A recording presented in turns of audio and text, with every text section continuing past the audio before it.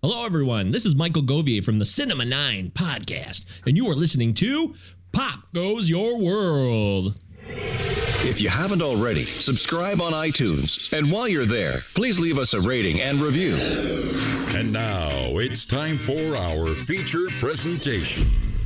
I'm Chris McBrien, and the pop culture from Generation X is everything to me.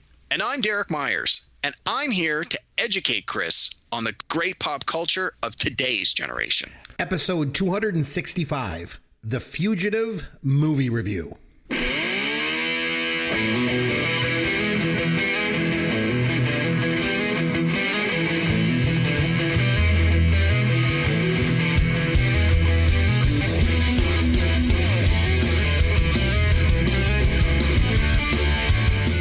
Hello, I'm Chris McBrien, along with Derek Myers, and this is Pop Goes Your World, the pop culture podcast for the generations. We're recording a day early this week. We've got another film celebrating a major milestone anniversary. We're going to go back 30 years to 1993 with a review of the Harrison Ford film, The Fugitive. But before we get to the film, Derek, what pop culture have you been able to take part in this week, my friend?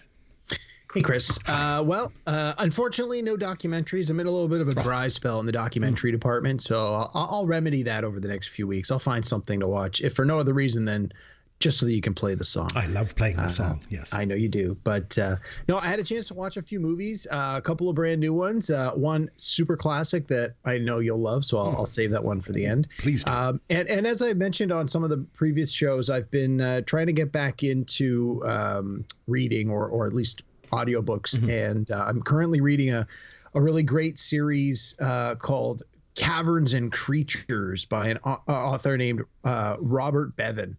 And I think there's like 15 books in the series. They're very short. The audiobooks are only about 8 hours a pop. So I imagine the books are probably only around 200 pages. And the premise is it's a bunch of like wisecracking gamers, very much like my gaming group, who love to tell dirty jokes and not really pay attention to the game. And inevitably they become their characters against their will, and so they're in the game being the wisecracking gamers and trying to use the game mechanics to have a good time with, but they realize the dangers of the game world are real to their characters, to them. And if you're into D&D, this series really pokes fun at it in all the best ways. And if you know how the game works, a lot of what the characters in the book do in the stories, they exploit the rules in the most hilarious ways, and the guys are just gross. Like they're gross but funny. It's that old thing, the real money's in and fart jokes. This one's full of and fart jokes. So, if that's the kind of thing you like, check out this the Creatures and Caverns series. So hold on a second. Let me get this right. So what you're saying is that you and your buddies, when you get together to play role-playing games, you like to tell dirty jokes. Will you share one with us, maybe? Or at least on a future show, will you bring one? Yeah, I was gonna say we'll have to get the sensors all warmed up because there'll be a lot of bleeps. Man, so you guys like to play Dungeons and Dragons and tell dirty jokes?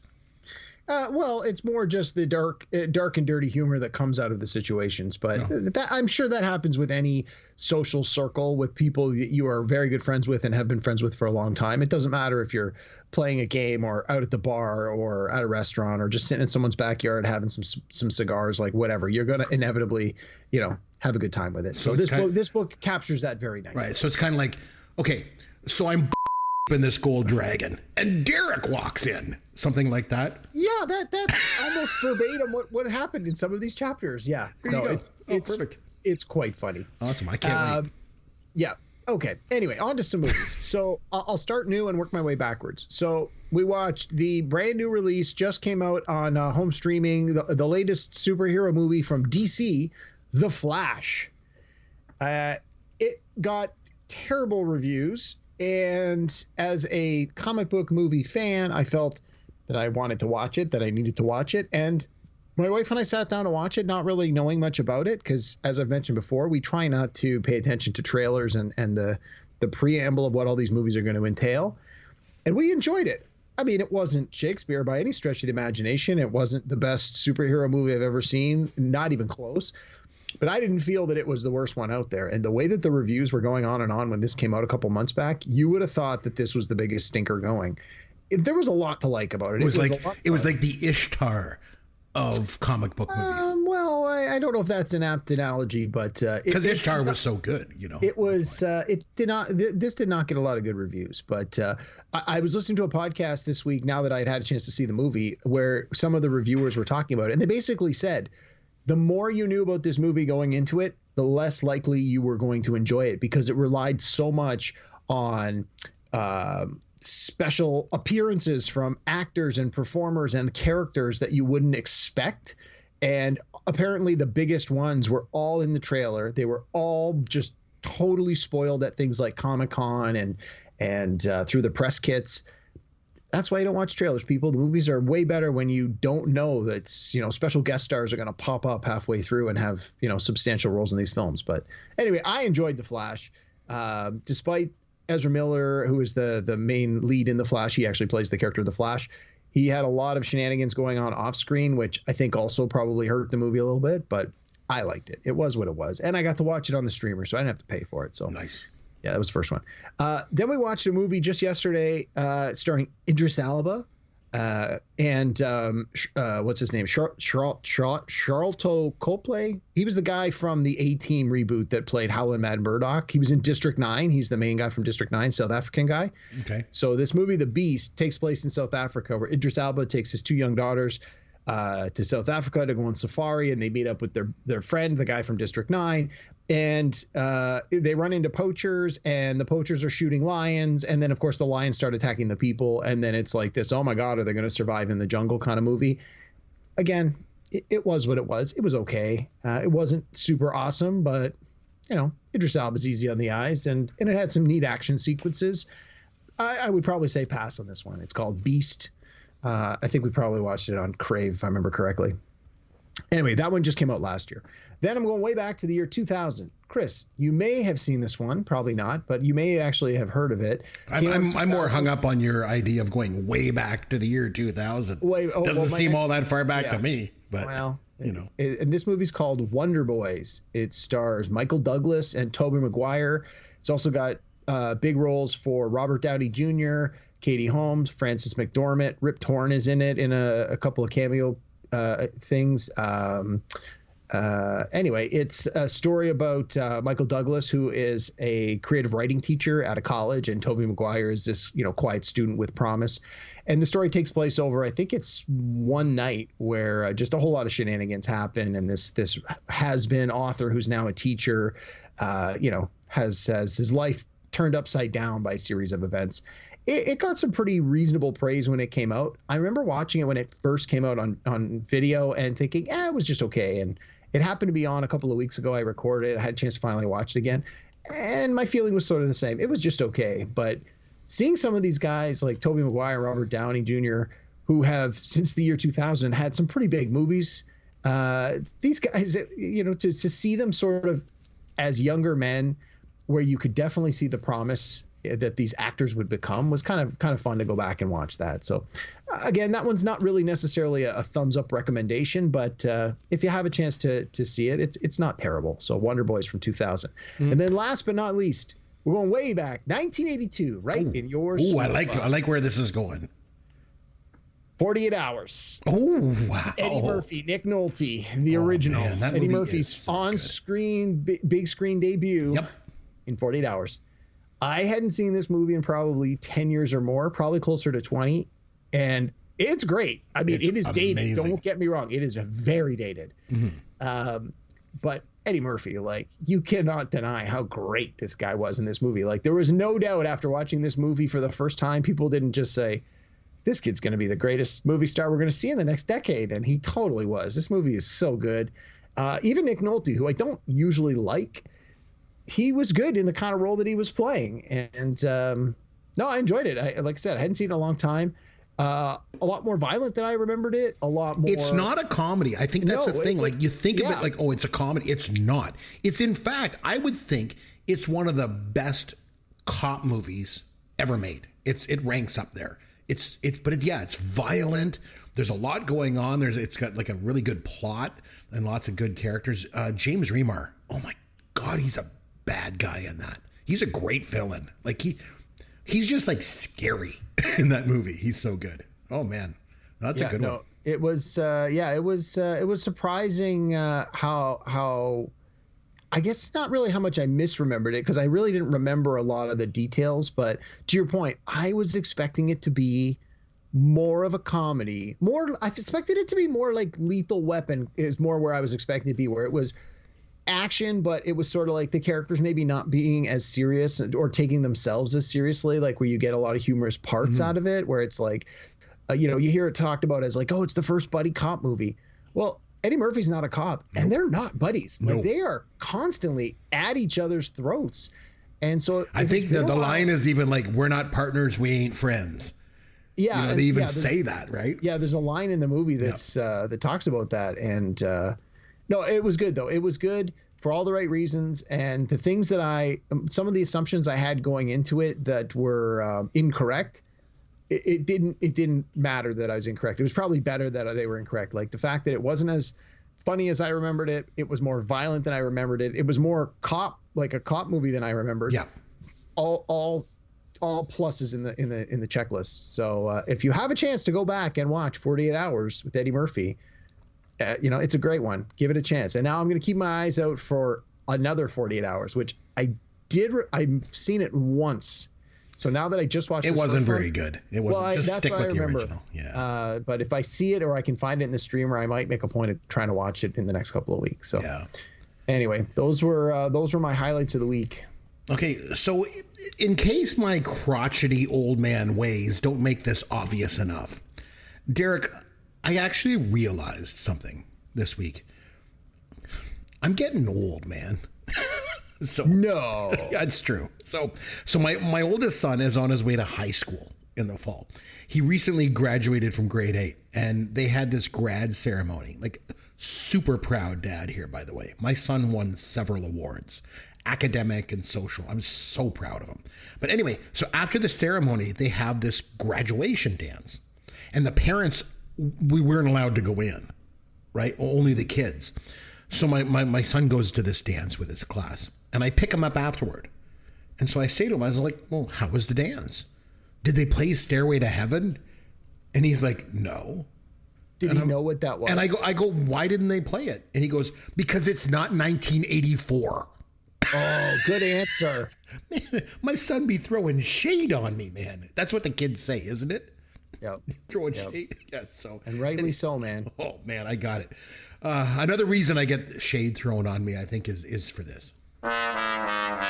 Here's your dad joke of the week. You know, Derek, I figured since we're reviewing The Fugitive, that it would only be fitting that I do a Fugitive dad joke this week. Okay. Are you ready? I'm as ready as I'm going to be. Okay. So, Derek, did you hear that the police are searching for a fugitive chef who killed a customer after arguing about spices? No. The police say it's just a matter of time. Man, talk about salt in the wounds, man. Bob Ross, The Joy of Painting. No, it looks stupid. It's actually mesmerizing. Or perhaps inhale some substances. Right. They might find this painting show 10 times better than someone who is, in complete control of their faculties. Oh, there's a little happy accident. We got a little bit of brown there. Let's just make it into a tree. Stoner college students that watch it, they're like, oh my God, this is the best thing to watch when you're high. I can't believe he just made a mountain. If I'm in the right mood and I see it comes on cable, I'm going to sit and watch it. We're going to use some Van Dyke brown and a little bit of Prussian blue. So full disclosure, So Derek, we have spent a good portion of season 8 on the podcast around here. We're looking at movies celebrating major milestone anniversaries. So this week, you wanted to go back and review a film celebrating 30 years since its release back in 1993, and that's the Harrison Ford thriller, The Fugitive. So maybe you can kind of start us off by telling us, why you wanted to go back and watch and review this movie. Sure. Well, I wanted to, first of all, make sure that the movie that we were reviewing was something that most people have already seen. That to me is always a fun show to listen to, is if you don't have to go back and watch the movie in order to understand what they're talking about, you're more likely to listen to the episode. So honestly, I want people to listen. I hope they're listening. I hope they enjoy the show. And when we pick some occasional out of left field movies, maybe because they were really old or they were more independent films.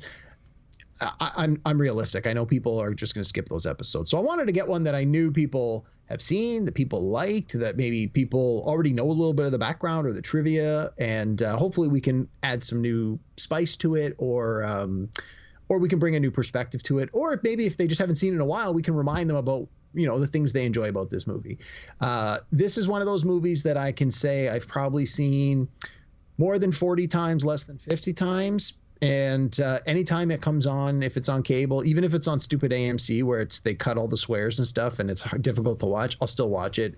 There's just so much to like about this movie. There's so many good sequences and I'm sure we'll get into all of this. The way the movie is, the pacing is done, the way that the editing is done, the way that the whole, like, it's a detective story, right? You're trying to find who killed his wife. So it's like you're trying to get all the clues. They come together in a way that makes sense, but it's an action movie. It's like a thriller. And Harrison Ford is Harrison Ford. We were joking about this as we were watching it. We're like, he really, you know, in his best movies, he pretty much plays the same character every time. And this is Harrison Ford playing a combination of Han Solo and Indiana Jones and all the other, you know, the president on Air Force One. It's all the same. But that's Harrison Ford. That's why you buy a ticket. So lots to like about this movie. So I thought, you know what, let's go back, let's watch it yet again, and let's have a discussion about it. And honestly, I assume you've seen it, but I don't know how long it's been since you've seen it. So maybe it was an opportunity for you to revisit it for the first time in a long time. Maybe you've watched it recently. I don't know. What was your feeling? So I have a lot to contribute to this. Okay. But the first thing I want to say is that I disagree with you a little bit, and we're going to circle back to this in a bit if we can. Is I feel like Harrison Ford isn't just playing the same thing over and over again. But anyway, we'll get back to that. I want to first of all, I felt it was important to go back and take a look at the box office from that year. I wanted to go back and think, like, where did The Fugitive kind of, you know, fall in 93? It was a huge success. Like, critical success, financial success. Yeah, absolutely. So it took in just over $176 million, which was good enough for second place at the box office that year. There was a little movie that finished ahead of it in first with double that amount in box office sales, a little movie called Jurassic Park. It took in $340 million. So it like doubled it. Crazy. But that was a flash in the pan. Nobody's talked about it since 93. Exactly. So rounding out the top 10. So Jurassic Park was 1, Fugitive 2, The Firm was 3rd, followed up by Sleepless in Seattle, Mrs. Doubtfire. Wow. Indecent Proposal was number 6. In the Line of Fire, Aladdin was 8, Cliffhanger 9, and A Few Good Men was 10. So it's quite a few good movies. Groundhog Day just outside of the top 10. So was Dave. So The Fugitive was made on a budget of $44 million. So it did very well. So that was good. And like you mentioned, it was a critical success too. It was nominated for 7 Academy Awards. It took home 1, which was Best Supporting Actor for Tommy Lee Jones, but it was also nominated for Best Picture. Best Picture, yeah. So, I mean, like, it was nominated for a few. It was up against Schindler's List and In the Name of the Father, The Piano, and The Remains of the Day. It wasn't a strong... That's not a strong slate. It wasn't going to beat Schindler's List. No. Like, who are we kidding? No, exactly. Right place, right time. You know, kind of movie. Like, you knew that was going to be an awards darling. Like, no one's voting for anything other than the Holocaust movie. Like, and Tommy Lee Jones, who we'll come back to in a bit, but I mean, even him winning Best Supporting Actor wasn't the strongest slate of actors that year. He was up against Leo DiCaprio for What's Eating Gilbert Grape. Ralph Fiennes was in Schindler's List. John Malkovich in The Line of Fire, and Pete Postlethwaite in the Name of the Father. So it wasn't like a super strong. Yeah, that wasn't a strong. You know, I mean, Tommy Lee Jones was good in it. I thought he was good. So this movie was obviously based on a TV series that ran from 1963 to 1967, 120 episodes of the TV series. I think one of the early challenges that producers of this film had was, how do you get 120 episodes of content whittled down to a 2-hour movie? Yeah. And it was obviously a challenge because they had at least 25 screenplays written. It took 5 years to get a final draft of this script in place. But a couple pieces of trivia that I wanted to bring up. This one is the only movie in history that's based on a TV series that was nominated for Best Picture. So that's just an interesting piece of trivia. I'd be shocked if this is the last one, though. Given the way movies are going now, I think we're going to eventually get there. Yeah, possibly. Regrettably, I think this I think is the exception to the rule where a TV series turned into a movie. They usually suck. I mean, this one I think is fantastic, and we'll talk about all the reasons why. But well, I'm holding out for the Love Boat movie and the Happy Days movie, so we'll have to see. They could both make it to be nominated for Best Picture, I'm sure. Sure. And the thing with the other piece of trivia was the TV series. The final episode where Richard Kimball finally catches the one-armed man, it drew 78 million viewers. Wow. Which made it the most watched TV finale in history until it was beaten by MASH in 1983. 105 million people watched the MASH finale. You think about that, that's pretty amazing. That was almost half the population of the United States at the time. It's just amazing. But crazy. But again, Fugitive got 78 million back in 1967, which is an incredible thing in itself if you think about it. Now, Chris, they also, I don't know if you're aware, but they tried to reboot this TV series in the year 2000. They gave it only lasted one season. Oh, I did not know that. It had actor Tim Daly as Dr. Richard Kimball. And the guy who played he was Bubba, from Wings, right? Yeah. And the guy who played Bubba from Forrest Gump, Michael T. Williamson, he played Gerard. Oh, interesting. So, yeah, it just ran the one season. I remember watching the first one and going, meh. Because the movie was such a big hit, and this wasn't that many years after, so I think they felt they could build on that. It unfortunately didn't go anywhere. So I have another amazing fact for you. All right, in regard to this movie, I realized something this week when I was watching it. I had never seen it before. Really? Yeah. So I want to say, when I was back in university, I watched this movie with my roommates. And I watched the beginning. I had definitely seen the opening and the train crash. I saw all the way up to when he jumps off the side of the dam, but that was it. And I got thinking, I'm like, I couldn't remember the reason why, but we stopped watching the movie. So I'd never seen the rest of it. I mean, we were in university, so we're probably going to a keg party or something like that. I don't know. But I had never seen this movie other than that opening part. So I was like, oh my gosh. This is really good. It was great to watch it for the first time, after all these years. The one thing that stood out to me was practical effects versus CGI. I knew you were going to say that. Oh my God. I knew you were going to say that. And I agree. If this movie was made today, it would just be chock full of CGI. Oh, of course.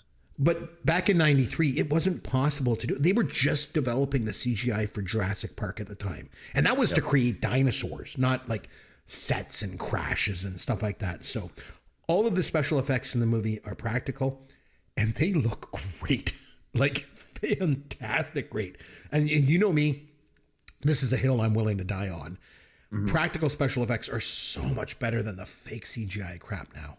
Oh my God.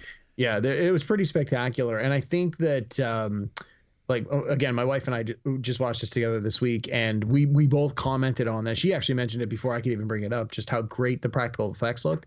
But it wasn't just that it was practical effects, that it was full scale practical effects. It wasn't a model train that got crashed. It was a full real life bus and train crashing together.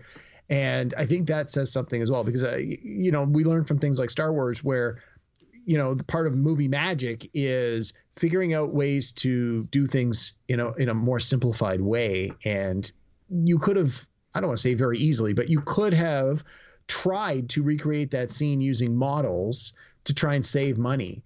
But they clearly opted to just say, screw it, we're doing it. And it looks fantastic. There's even a couple of shots, like aerial shots early where clearly like a helicopter's flying over the crash scene. And even just that, in and of itself, looked amazing.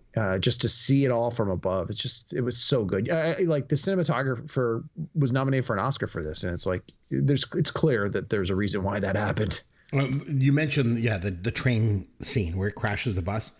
They did it in one take. Obviously, they got a train, they got a bus. 27 cameras were set up so they could get it from every possible angle. But like I say, they just did it once and then just used the footage. And the wreckage is still there. It was in North Carolina. It's a tourist attraction now. Wow. They've left it in place. I didn't know that. That's awesome. And also the scene that got me was on the edge of the dam.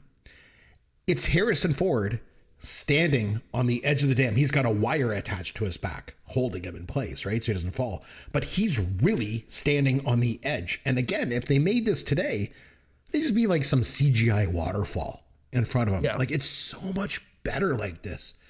So that was the one thing that stood out to me. Yeah, and I think that you get a better performance from the actor. I would think it's still terrifying. If they're still there, like, you could really lean on it, which is not to diminish the capacity of today's actors or even the actors back then. But I got to think, as a performer, it's a lot easier to do the scene as a character on the edge of a dam if you're really on the edge of a dam than it would be to be like, okay, see this green screen in post, we're going to make it look like this. So act like you're afraid of falling 500 feet into the rushing water. Mm-hmm. It's like, okay, we can try. Yeah, I agree. So yeah, nothing to take away from the actors now. It just, the whole thing just looks so much better too. Like, to me, CGI, I can still tell. It just doesn't quite look real. So let's talk a little bit about the cast. We always like to do this with these films. So Harrison Ford. So you were talking before about him. I felt that Harrison Ford had this ability to make you forget his previous characters. And I know that's an actor's job. I get it. Sure. But I mean, come on. When you played Han Solo in Indiana Jones, that's a real challenge to make an audience forget that. You know what I mean? Yes and no. I mean, I didn't watch this and think, oh, that's Indiana Jones out there. But at the same time, and that's a tribute to Harrison Ford, I think, for sure. But I did feel that, like, because we had this discussion. I said, do you think that, would we argue this is one of his better or possibly even his best performance? And I asked a couple of people, and everyone sort of went, well, he sort of just always plays that sort of lovable grouch. Especially as he's been getting older, and that's sort of his thing. And I was like, yeah. The more they started to talk about it, the more they convinced me that, a lot of his performances, I'm not saying they're not good, but I just don't really feel there's a huge range. But I will say the exception to that is the TV show Shrinking that we both just watched this year. I felt that he was very different in that than he's been in anything I'd seen. Well, that's before. where he plays the old grouch. Yeah. Really. I think his best performance was Witness. I really do. But well, I mean, that's the only one he got nominated for. Yeah, but he was so good in that. But like, the thing is, like, Mark Hamill and Carrie Fisher both got typecast by Star Wars, but Harrison Ford didn't. And it's kind of interesting, that he went on. I tell you, when this guy was in his prime, like when he was at the top of his game between 77 and like the mid 90s, there was maybe no better actor in Hollywood history that had a run like he did. Mm-hmm. You think about no kidding. The Star Wars trilogy, Raiders of the Lost Ark, Witness, like we mentioned, he was in Blade Runner. Like, man, never do I watch a movie of his and I think, hey, that's Han Solo. And it's remarkable that he escaped that typecasting, I think. Mm-hmm. And the thing is, it's not like he's a chameleon. He's not like Jared Leto, who looks like different in every single part he does. He's just Harrison Ford. But I mean, just amazing in all these iconic roles. So he is probably one of my favorite actors of all time. Top 5 for sure, I think. Yeah, I think you have that sort of discussion at the bar where you're like, if you were stuck on a desert island and could only bring the movies of your 3 favorite actors with you for the rest of eternity, who would it be? And you don't go into detail about how your DVD player would continue to work on this desert island. You just say, and Harrison Ford is inevitably someone's number one pick. Like, he's just, his body of work is just so entertaining, so rewatchable, so enjoyable, that it's really hard to not put him near the top of that kind of a conversation. Mm-hmm. So the rest of the cast, Tommy Lee Jones, we'll move on to him. He got started a bit later as an actor. He was 34 years old when he played Doolittle in Coal Miner's Daughter. That was really his first movie. He was really good at this, obviously. He won Best Supporting Actor. We mentioned that. I don't even think this is the best performance of his career. Remember how a couple of shows back, I think it was when we did This Is the End. And mm-hmm. I mentioned how I used to always get tipped off to good movies when I would read Entertainment Weekly. Yes. So back in 2007, Entertainment Weekly mentioned this movie called In the Valley of Ella. I'd never heard of it. I'm like, what the hell is this? I don't know that. And it gave it a grade of A, so I watched it. It was unbelievably amazing. Tommy Lee Jones was incredible. Best acting performance of his career, I think. He was also good in No Country for Old Men too. He was really I was gonna say, and that was the conversation I had with some people this week when I said, "Do you think?" That we talked about this movie, and they said, "Oh, but Tommy Lee Jones wins an Oscar. It's definitely the best he's ever been." And I said, "Well, it's definitely up there." But I said, "I think he was pretty damn good in No Country for Old Men, although he didn't probably have as much screen time. I definitely think that's certainly in the conversation of his top 3 best performances." Even though it was kind of like a popcorn movie, when he did Men in Black, like he brought it. Like, he doesn't dial it in. Like he brings it, man. Even when he was in the Steven Seagal movie Under Siege, he was the bad guy. Like he sort of hams it up, but you can tell he does it in a way that it's fun, but it's over the top, but not super over the top. Like you still believe that he's a villain, and it's sort of a tough line to tread given his age and who he is and how he looks and how he performs. But yeah, I wanted to mention Celia Ward. She played his wife. So I didn't know who she was. I didn't recognize her from anything. She did a lot of TV. But my God, she is one of the most beautiful human beings I think I've ever seen in my entire life. I wonder why she didn't do more. She didn't really do a whole lot, did she? TV. She did a lot of TV. I know she was in, I want to say the show was called Sisters, but that may not be right. I'll have to look I up. think that might be right. Yeah. Then I know she was in 1 or 2 seasons of House as his like ex-wife. So she was in that for a bit. And then I know she was on, I want to say it was CSI New York for a couple of seasons. So, I mean, she worked steadily. More TV, a lot of TV. Yeah. TV that I've never seen. I'd have to look up her IMDb to know for sure. Yeah. And don't quote me. I mean, I don't know if those are all accurate shout outs, but I know she definitely had a lot of work as TV. I want to mention Joe Pantoliano. This guy is good in everything he does. He is such an original and recognizable actor. I think he's one of those character actors that everyone knows, And of course, I love him in The Goonies, Francis with his toupee. But there's just something about him. He brings something to every role that he's in. Never, ever be the leading man, always can be kind of a backup, actor. But I like him. I like him a lot. I'm a big fan of his. And I wanted to mention Julianne Moore as well. I think she is an absolutely incredible actress. I've mentioned that before on the podcast. She has an intangible quality about her. Like she's unbelievably beautiful and talented. But even in a small role like this, to me, she was just a standout. Like she's just got all this on-screen charisma. And she had done some TV by this point, but I think this was one of her first movie roles. She really broke out in like 97 with The Lost World and Boogie Nights. Yeah. But at this point, she was kind of an unknown. Yeah, there was a lot of people in this movie that have little small parts, and you're like, oh, look who it is. I mean, now you say that. At the time, you're like, okay, I don't know who this is. But yeah, when you were talking about Celia Ward being beautiful, I thought, well, I don't know. An hour from then, you see Julianne Moore, and she looked pretty damn good. Mm-hmm. And like you said, she's a fantastic performer, and she's won numerous awards. So. It's always nice when someone has, the whole package, and she certainly seems to be the whole package. I want to mention Daniel Roebuck as well. He was Biggs. He was Tommy Lee Jones' assistant. He kind of looks like David Schwimmer. I don't know if you remember him. I will always know him from, he did this made-for-TV movie about the late-night talk shows from the 90s. He played Jay Leno. Oh, yeah. He had this huge prosthetic chin. He looked ridiculous in that, I remember. Yeah, I remember him from Lost. His character's name was Arnst, and he blows up because he was playing with the dynamite, and then parts of his body were on all the other people. And it was Hurley. Hurley was like, you've got some Arnst on you. Arnst on you. Yeah, that's right. Yeah.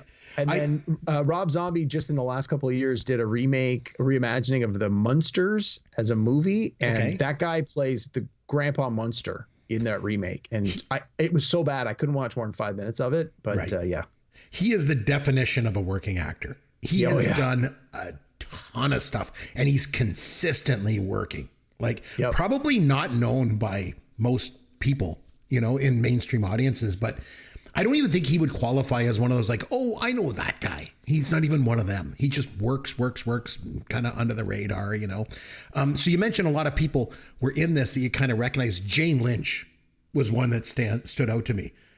Yes, another one who was just like, oh my God, look who it is. Yeah, she was probably cast in the movie because it was shot in Chicago, right? So they would have hired like local Chicago actors.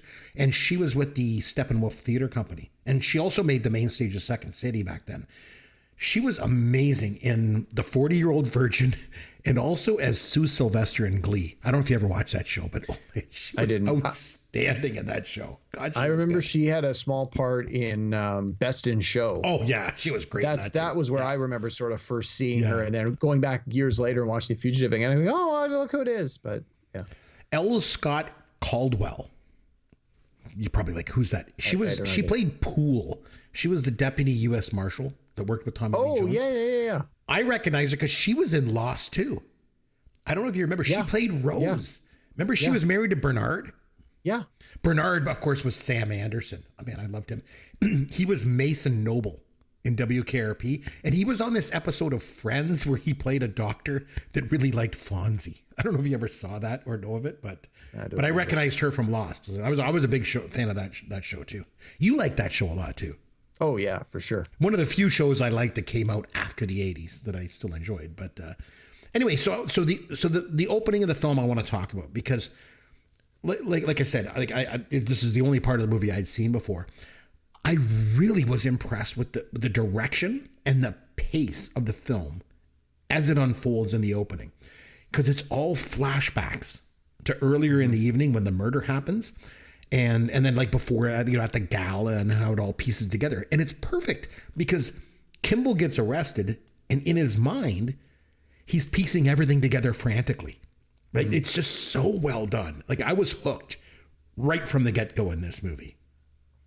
Yeah. That's one of the things that we were talking about that I felt really was strong about this movie is the way that the movie is put together, the way that the editing comes together, and how the movie makers are clearly having fun with it, because a lot of this movie, you get like these redirects where as the audience, you think one thing is happening and then it doesn't happen that way. And you realize, oh, it was something else, which is just as important. But, it's constantly forcing you to check your expectations at the door and be like, okay, let me just watch this movie and see where it goes instead of trying to get ahead of the script. And at the beginning of the movie, to your point, I think if this movie had been told in a linear way where we had started with the party and then we had seen the murder, like actual scenes drawn out, and then we saw the court case, and then, and then we didn't get to the bus crash until 45 minutes in. Like by then it's a different movie. You've wasted all that stuff at the beginning, all that time at the beginning for a setup that, as they showed you here, you can do it in 10 minutes. And you're like, okay, now for the rest of the 2 hours, the movie's called The Fugitive. Let's get him into prison and out of prison so that we can start the chase. I even like that interrogation scene at the beginning because they shot it in a unique way. They didn't have any lines in the script for Harrison Ford to say. In fact, they didn't even give him the questions that the cops were going to ask him. They just started asking him questions and then he improvised his answers. Oh, I didn't know that. Yeah, so it gave it more of like a realistic sort of sense of like confusion, like that he was all flustered and stuff like that. It really worked. Yeah, totally did. And the only thing that was in that interrogation that stood out to me, I thought it was kind of weird when he says the man had a mechanical arm. And the cop's like, well, what color were his eyes? What color was his hair? And I'm thinking, he had a mechanical arm. Like eye color and hair color aren't the most important physical attribute at this point. Like just go look for the guy with the fake arm. Like, I don't know why they were asking those questions. It seemed a little odd, but. Well, what I always got out of that was, and this is one of the things that I sort of really thought aged well as I was watching it again today, is they really make these cops out to be dumb. Mm-hmm. Like here are these old, white, privileged cops who've clearly been in the job a long time. And I'm sure there are some aspects of their job they're really good at, but you really start to see how these guys are phoning it in. And the movie just goes to show that Harrison Ford, as an escaped convict on the run, wanted by all these people in a very short period of time, doing some very straightforward detective work, is able to find the guy that killed his wife. I mean, it takes a little bit longer for him to put the pieces together to prove it, but if the cops had just done their job at the outset. And the marshals too, because at the beginning, Tommy Lee Jones really comes off as being very smart. Like he's really good at his job. But then at one point, I think he was talking to Nichols, and Nichols is like, Kimball's smart. He's way smarter than you. And Tommy Lee Jones is like, you think he's smarter than me? And then I started to realize I think he is. I think he is actually smarter than the marshal too. So let me stop you with that scene. So my wife and I watched that scene, and then after it was over, I paused and I said, "You want to know what I think? That you might have to get the censors bleeps here ready." So I said, "You want to know how I believe the director directed this scene?" She goes, "How?" I said, "What the doctor said was, Richard's smarter than you, but what the director told the actors to think he said was, Richard has a bigger than you." And if you think of it that way and watch their reactions where they're like, "Well, yeah, hey, I'm a smart guy. I'm a pretty smart guy."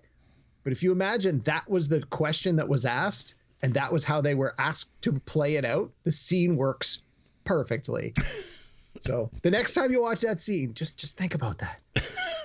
The things they'll do to motivate their actors, I tell you, just criticize their penis size and then you watch them go. So the bus scene, which is probably one of the most famous scenes of the movie. So he first gets on the bus and he's surrounded by all these violent criminals. And it made me think, like, it's funny, like not very often do I watch a film and kind of get lost in the movie a little bit. But in that scene, I did, because I was thinking, like, what must it be like to be a professional, an innocent man? And suddenly you're thrown into this situation where, like, you're wrongly accused of murder and he's sentenced to death and they put him on this bus with all these hardened criminals. That would be brutal. Like almost as bad as having to watch some of the movies Yancey made me watch back in the day, like that bad. Like I just thought, like, oh my God, this would have been terrible. Like, what a feeling. And I feel like Harrison Ford kind of conveys that in the moment, Yeah, and I think that really, he does a good job of it, and that really helps you buy into his desperation when it's like, okay, you now have this opportunity to flee. And of course, your instinct as someone who is on death row and about to be sent to their death, of course you're going to flee. But he realizes, like, I have nothing to lose. Even when he's on the phone with the lawyer, and the lawyer's like, you should turn yourself in. And he's like, I'm not turning myself in. To do what? I'm going to turn myself in to go to jail and get killed, like, by lethal injection?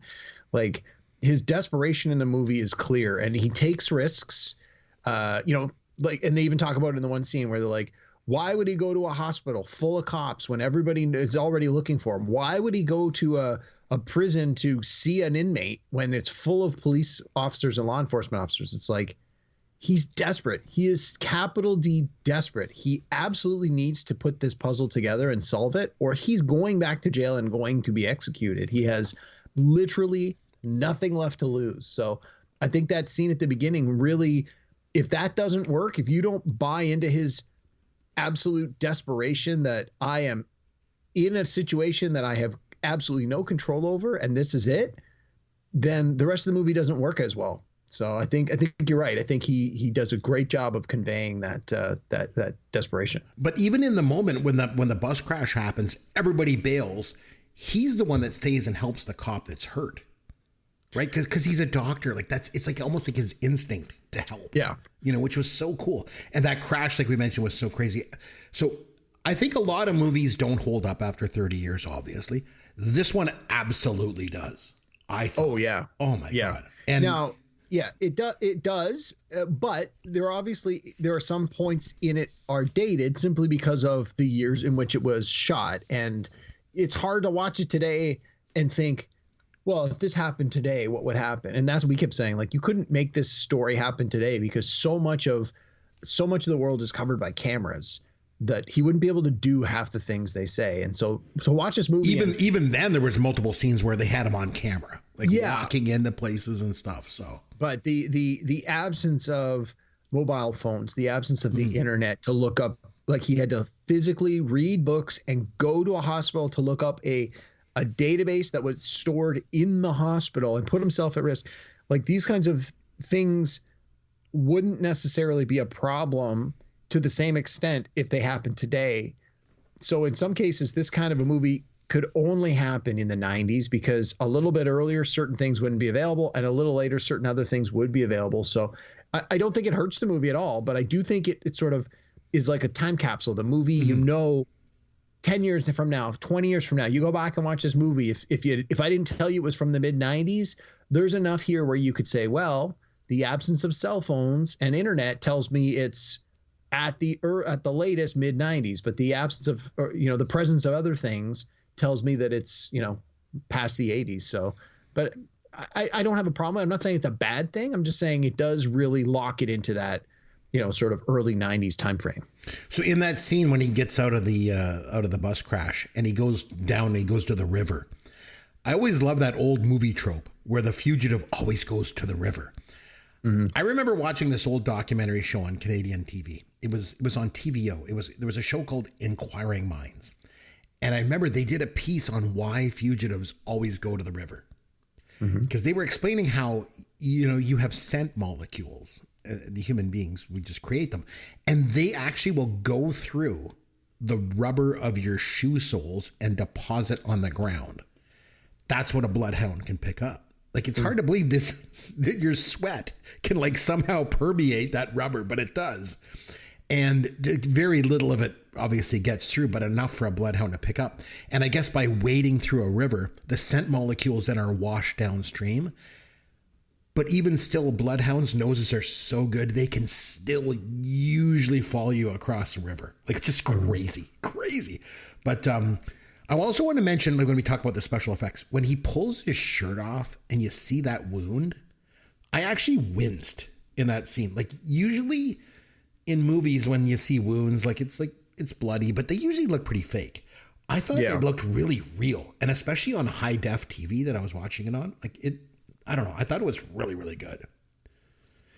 Yeah, it's again, I think if it doesn't look convincing, then you don't believe that he's really in any dire straits. Like, it's got to look bad enough that he needs to risk going to a hospital to find the medical supplies.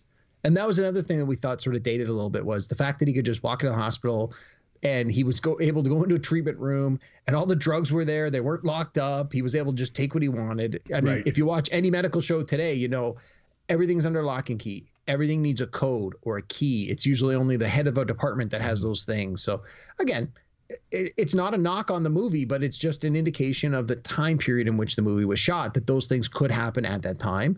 And the writers of this movie took advantage of those things. One thing I really liked was how the marshals are literally like right on his tail, right from the get-go. Like, he has zero breathing room. You know, I thought that was really cool, because that really set the pace of the film early on. It was good. And it gets to the dam tunnel scene. Probably along with the train crash, probably the most famous scene in the movie. Oh, yeah. I love how Ford gets his gun, but he doesn't shoot him. He just says, "I didn't kill my wife." And Tommy Lee Jones says, "I don't care." I don't care. Yep. Which is probably the most famous line in the movie. But he improvised that line because the script actually called for him to say, "That's not my problem." So what do you think of that line, "I don't care"? Because it becomes a pivotal part of the film. Yeah, I think, no, I love it. And I think it's right up there within Empire Strikes Back, where she says, "I love you." And he's like, "I know." It's just he just seems more realistic. Yeah. That the "I don't care" is the more realistic response from someone in his position. And it works. I think it works really well. And so, speaking of that, you know, you mentioned now that a couple of scenes were improv and lines were tweaked and stuff. So one of the things I do remember reading about the trivia of this movie is that the script wasn't 100% finalized when they started shooting it, and they were constantly doing rewrites, like, on the go, including the ending of the movie, which, from what I understand, was not fully wrapped up. They didn't know how they're going to end the movie when they started shooting it. But things like the train crash scene required so much coordination that they're like, we got to get started on this thing. There's just too many moving pieces, and it's going to cost us too much to not get started. So it doesn't surprise me to learn that a lot of scenes were either improvised or that they gave the actors some freedom to do their thing. And I think that, again, speaks to the ability of the main stars in Harrison Ford and Tommy Lee Jones. Like, if you have lesser performers that don't have that guidance, then they're going to struggle a little bit more. But these guys are pros, and man, do they really knock it out of the park. I want to mention, I love how it's shot in Chicago, and they show off the city a lot in this. Derek, have you ever been to Chicago? Yeah, a couple of times. I have some family there. Nice. I love that city. I used to travel there on business all the time. I've probably been at least a dozen times. It's such a great place. I used to have a friend that worked at the Art Institute of Chicago, and she would take me in there and show me everything. That was amazing. I love the Loop downtown.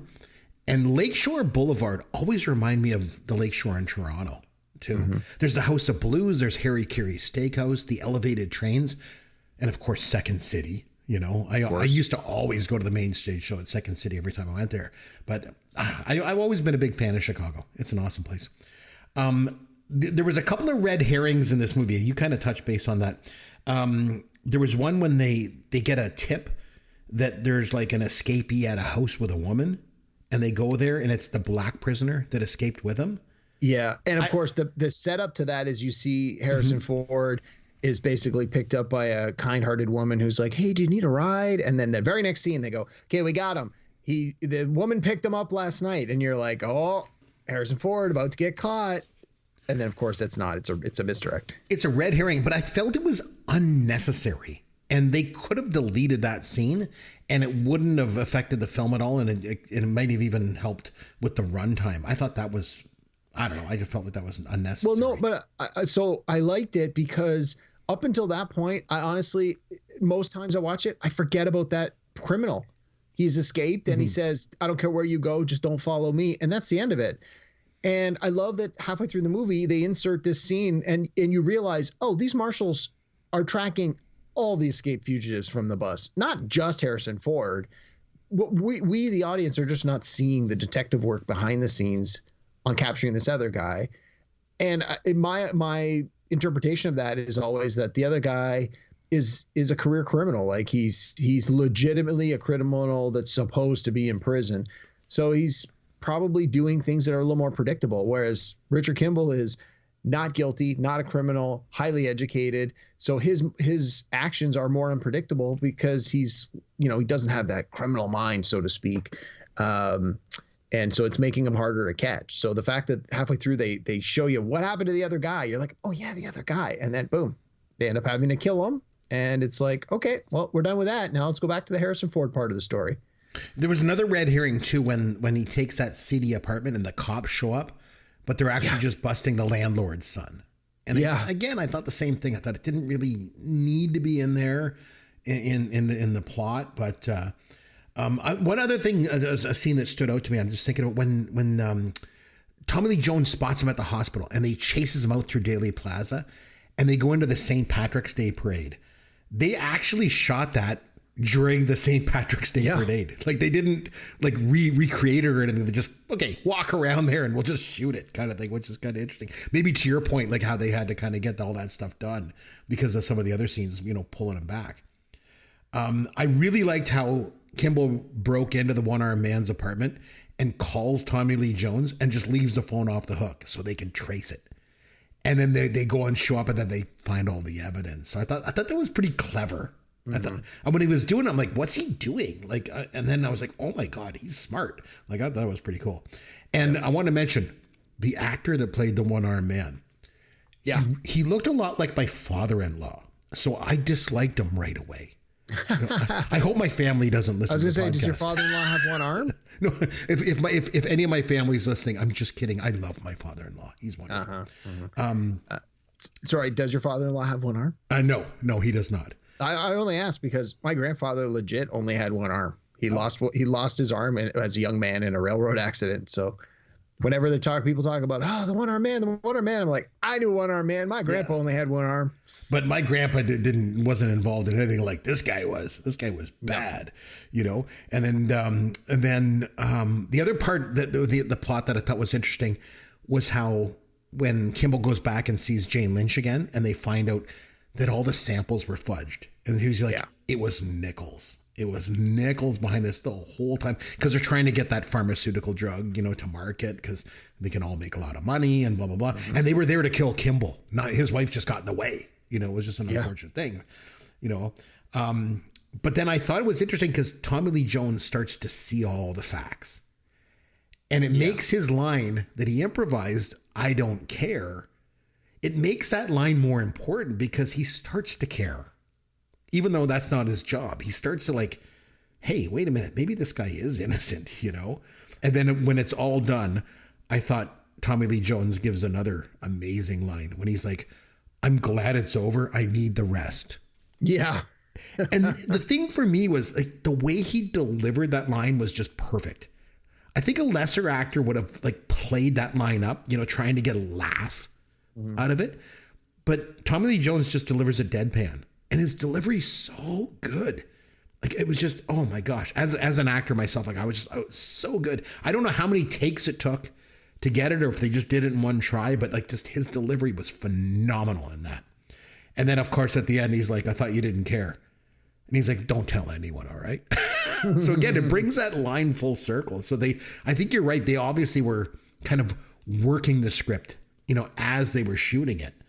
Yeah. So I don't know. Overall, I was really, really impressed. And I was happy to discover that I hadn't seen it before, because I was discovering it for the first time, and it was great. And I really, really enjoyed it.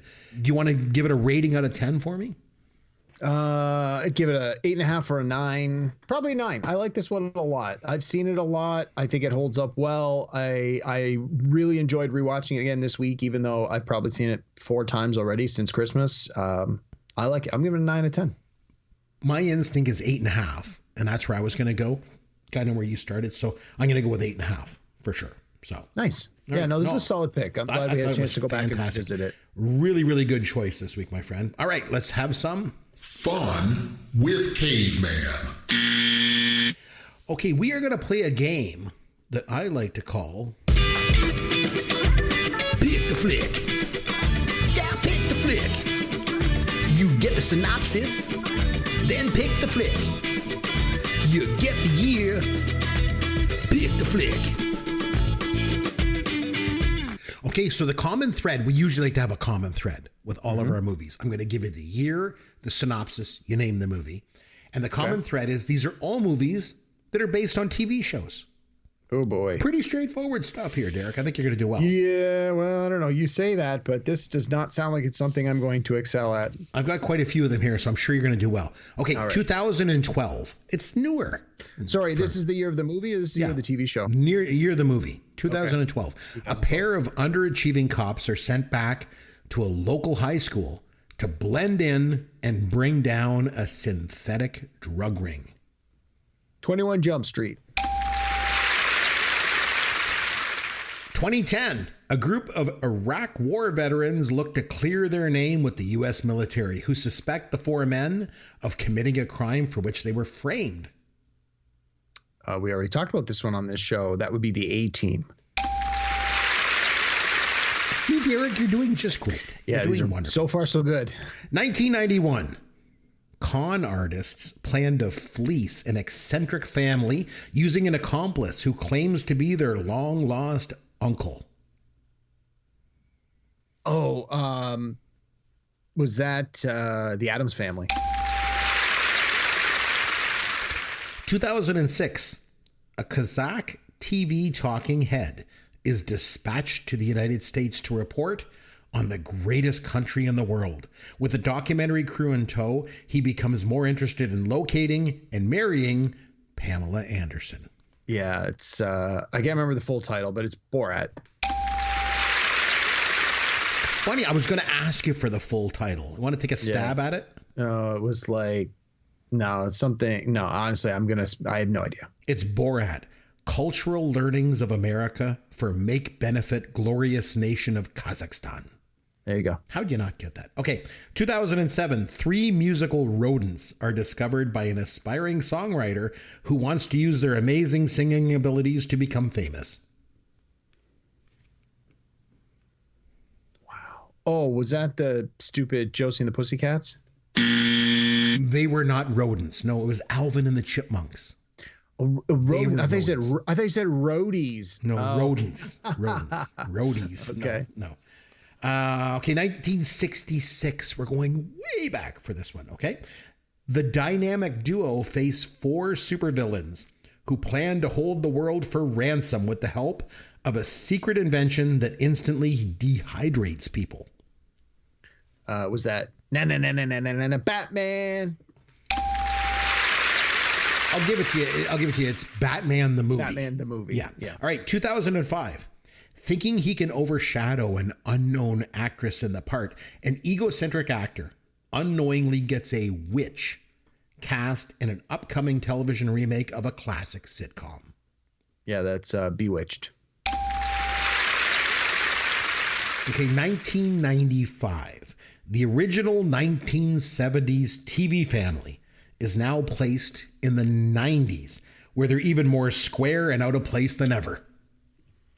Oh, that was was it called A Very Brady Movie? No, it was the Brady Bunch movie. It was The Brady Bunch movie is correct. Yeah. Okay. Yeah. 2000, 3 women detectives with a mysterious boss retrieve stolen voice ID software using martial arts, tech skills, and sex appeal. That would be Charlie's Angels. 1987, the equally straight-laced and by-the-book nephew of Joe Friday must work with his more laid-back partner to solve a mystery.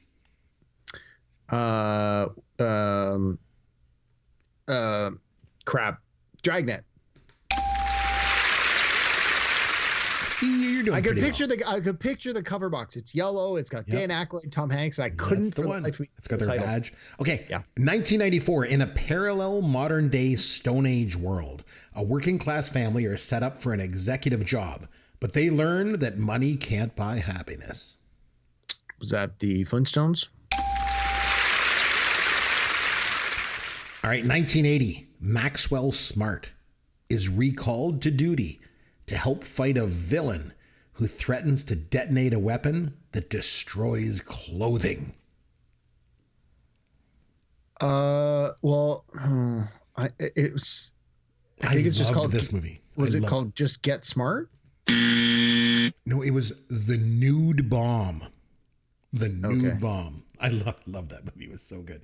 Okay, 1999, a security guard's dreams come true when he is selected to be transformed into a cybernetic police officer. Wow. This is based on a TV show. Yes. Cybernetic police officer. I know I'm going to be like, I can't believe I got this wrong, but I have no idea. It was a Canadian TV show at that, and it was animated. The TV show was Inspector Gadget. Oh, yeah. Okay, and the last one, 2009. This movie never should have been made. 2009, a space-time vortex sucks scientist Rick Marshall, his assistant Holly, and a survivalist Will into a world populated by dinosaurs and painfully slow creatures called Sleestaks. Was that The Land of the Lost? So I've never seen this film, but they're saying his assistant Holly and a survivalist Will. See, in the original, it was like Marshall, Will, and Holly on a routine expedition, and they were his kids. Okay. And this one, it looks like they just changed. Like, why did they ever make this movie? God, so stupid. Don't know. All right, so I had not seen most of those movies, so yeah, but you know of them. They're based on TV shows. Yeah. I got my kid a couple of years ago to watch Land of the Lost, the one from the 70s that I grew up with. The TV show? Yeah, and he actually liked it. He was like, "Oh, this is really good, Daddy." I'm like, "You know it is, man. It's so good."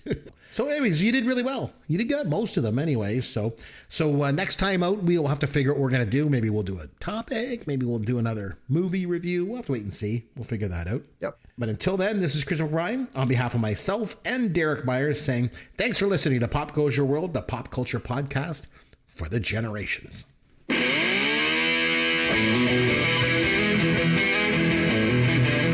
Thanks for listening to Pop Goes Your World. You can contact Chris and Derek at popgoesyourworld.com. Please take a minute and review the podcast on iTunes or wherever you download and listen to the show.